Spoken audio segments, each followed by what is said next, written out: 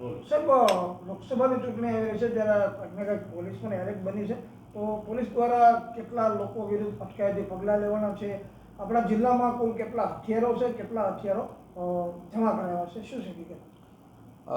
આગામી લોકસભાની ચૂંટણી મુક્ત અને ન્યાયી વાતાવરણમાં યોજાઈ શકે તે હેતુસર રેન્જ આઈજીપી શ્રી તથા બોટાદ એસપી શ્રીની સૂચના અને માર્ગદર્શન મુજબ બોટાદ જિલ્લા પોલીસ દ્વારા જે ભૂતકાળમાં શરીર વિરુદ્ધના ગુનાઓમાં સંડોવાયેલા છે તેવા ઈસમો વિરુદ્ધ અટકાયતી પગલાં લેવાની કામગીરી છે તે કરવામાં આવી રહી છે.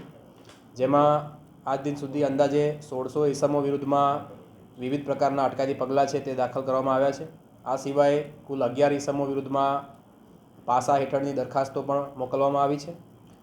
કુલ 63 ઈસમો વિરુદ્ધમાં એક્સટર્મેન્ટ પ્રપોઝલ છે તે પણ મોકલવામાં આવી છે.